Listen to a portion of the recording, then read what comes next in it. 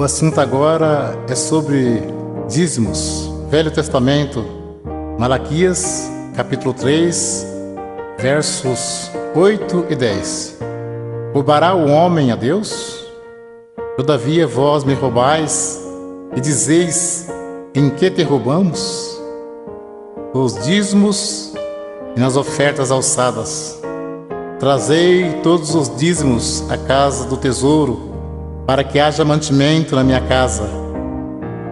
E depois fazer prova de mim, diz o Senhor dos Exércitos, se eu não vos abrir as janelas do céu e não derramar sobre vós uma benção tal, que dela vos advenha a maior abastança. Alguém levava um animal perfeito e o sacerdote negociava o animal perfeito e sacrificava um animal imperfeito no lugar. Nisso que eles estavam roubando a Deus. Digo sempre, Deus não usa dinheiro. Coleta é para o próprio bem do povo de Deus. Se Deus não abrisse as janelas do céu e não mandasse chuva, a terra não produzia alimento. As tribos de Israel receberam herança, menos a tribo sacerdotal, que era a tribo dos levitas.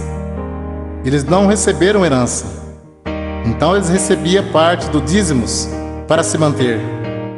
Por isso que dizia, trazer os dízimos para que haja mantimento na casa do tesouro. Não se tratava de dinheiro, mas de mantimento. Não há mais casa do tesouro. Jesus disse, minha casa é chamada por todas as nações casa de oração. Evangelho segundo Mateus, capítulo 10, versos 5 ao 10. Jesus enviou esses 12, ele ordenou dizendo, não ireis pelo caminho das gentes, nem entreis em cidade de samaritanos, mas ide diante as ovelhas perdidas da casa de Israel.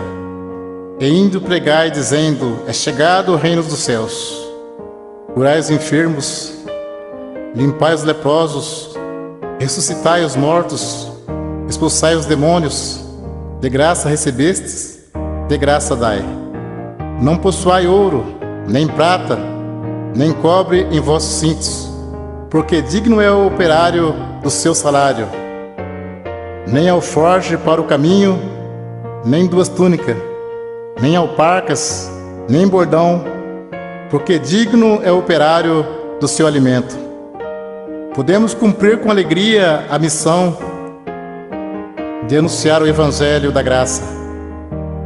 Jesus já pagou a nossa salvação com o precioso sangue que ele derramou no duro madeiro da cruz.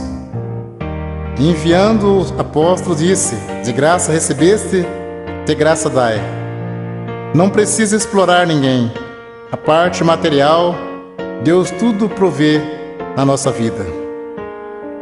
Jesus Cristo, sendo Filho de Deus, não poderia vir desfazendo a lei de Deus. Tanto é que ele foi circuncidado ao 8º dia, segundo o uso da lei.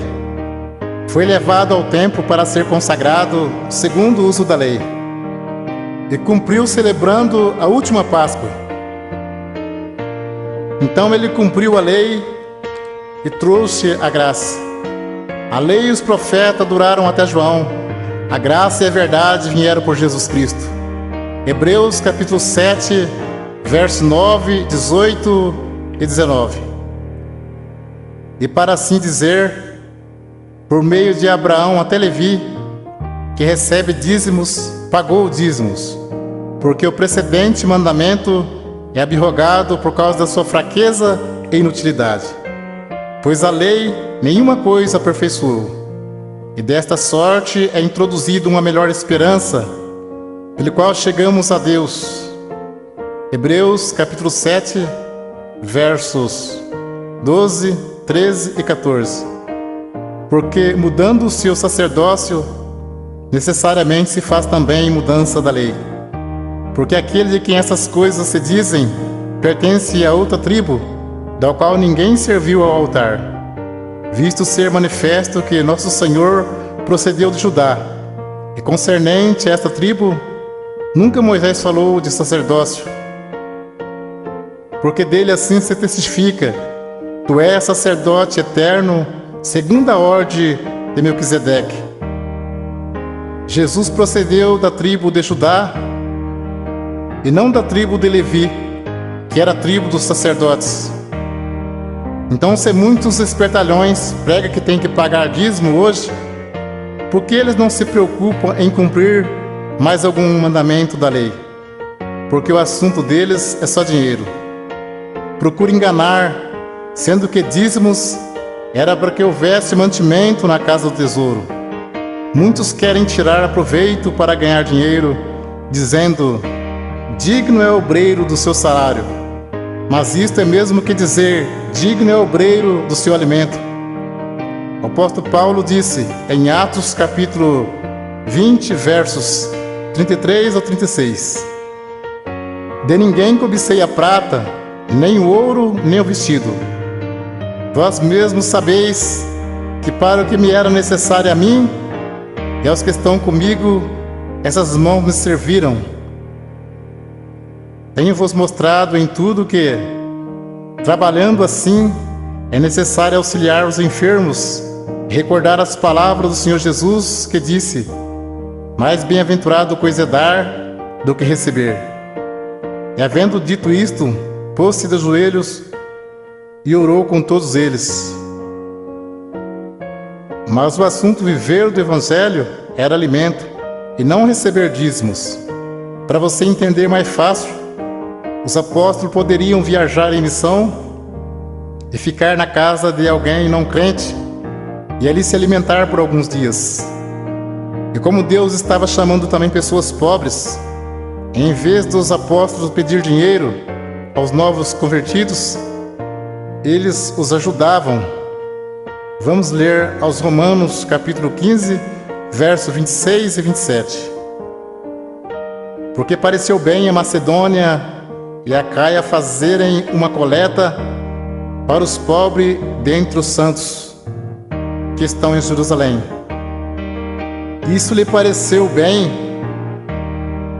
como devedores que são para com eles, porque se os gentios foram participantes dos bens espirituais, devem também ministrar os temporais. Confira esse assunto com atenção. Paulo disse em 1 Coríntios, capítulo 9, verso 12 ao 14 e 15 ao 18. Se outros participam deste poder sobre vós, por que não mais justamente nós?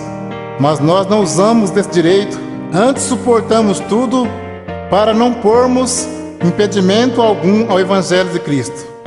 Não sabeis vós que os que administram o que é sagrado comem do que é do templo, e que os que de contínuo estão junto ao altar participam do altar?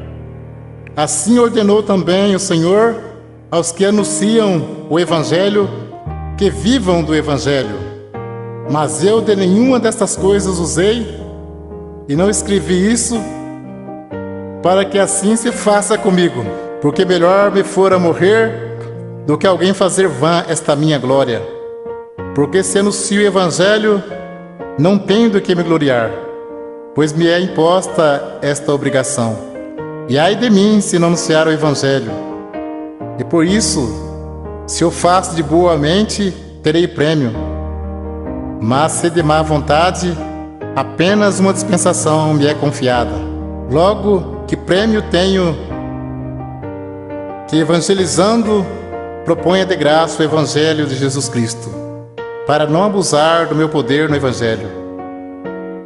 E Paulo disse: outras igrejas despojei, deixando de receber salário, para vos anunciar de graça o Evangelho de Jesus Cristo.